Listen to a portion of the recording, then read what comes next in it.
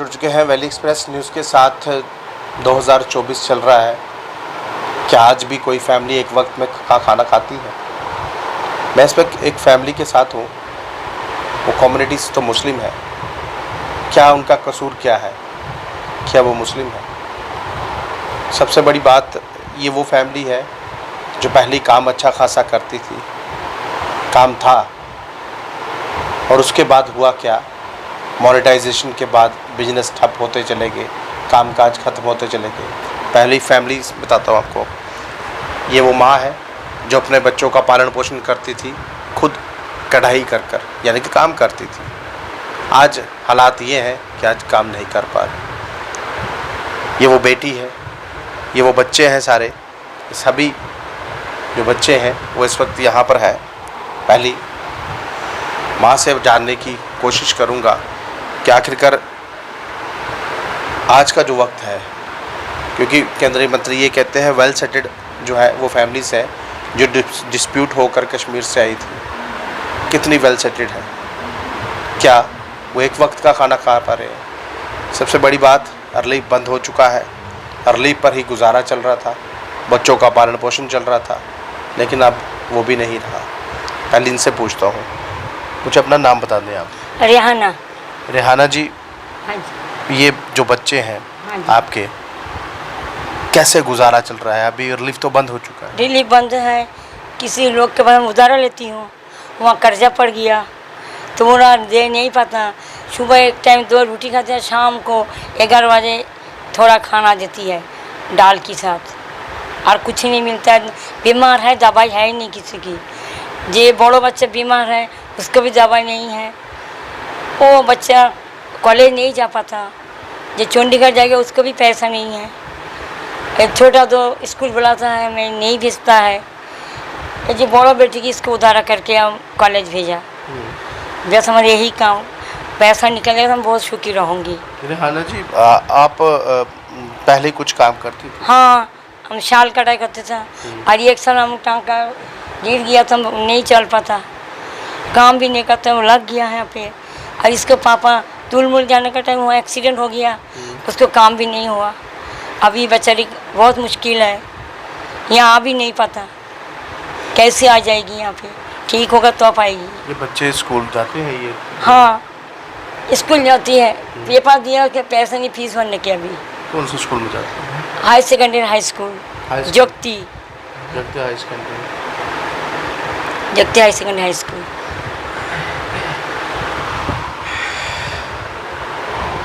देखिए, ये खबर करते हुए मेरा भी जो दिल है वो भर आया है। इन बच्चों का क्या कसूर है? इन बच्चों से निवाला किसने खींचा?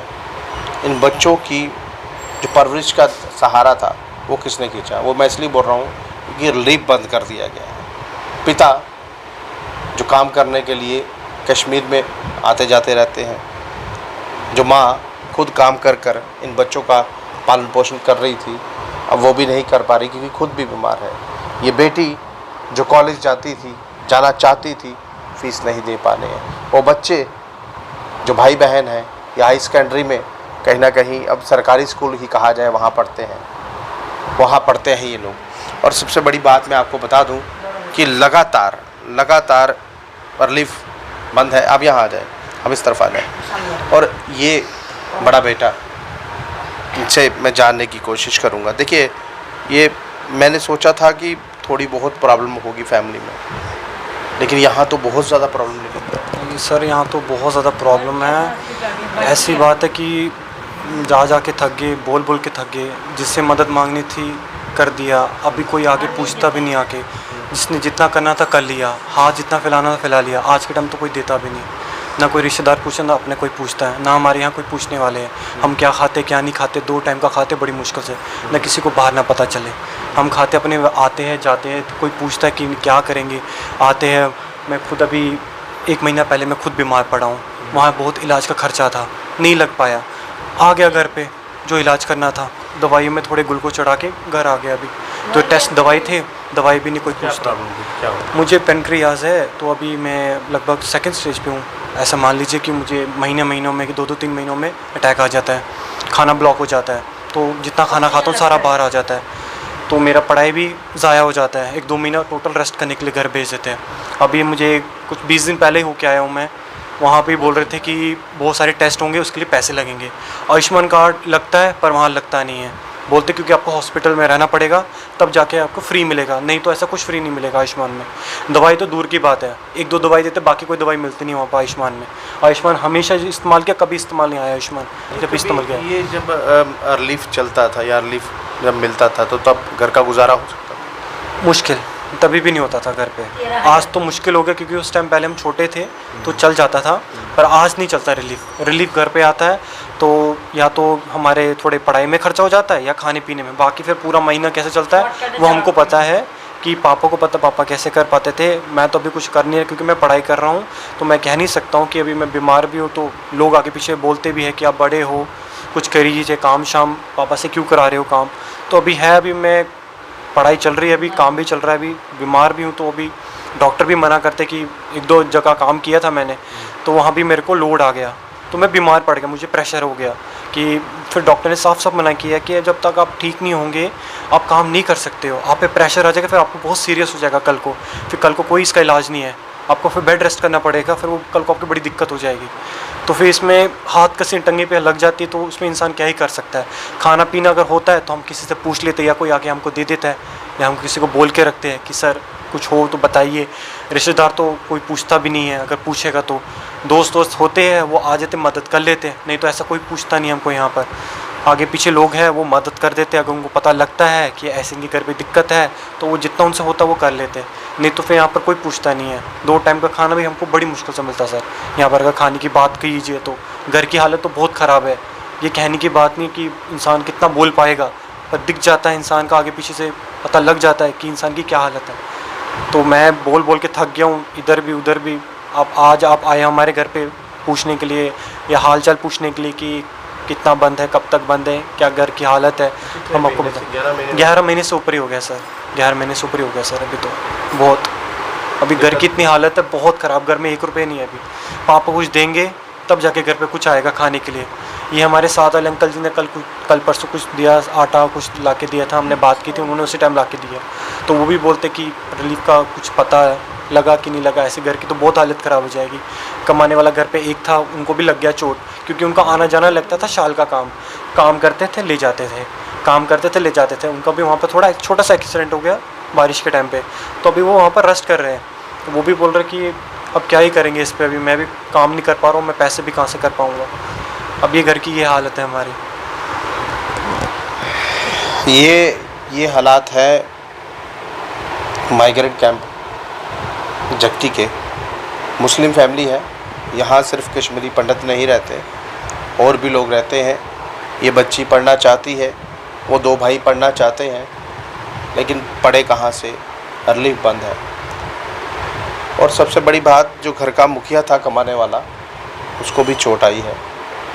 अब किया जाए तो क्या किया जाए। लाइट ऑन कर।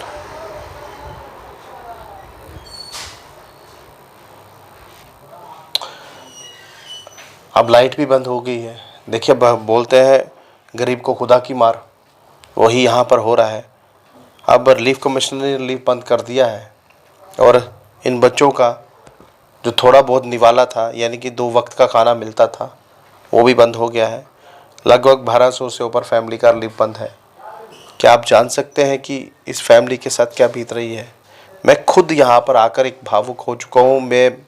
मुझे समझ नहीं आ रहा कि मैं इस फैमिली की मदद किस तरह से करूँ, और मदद करनी चाहिए।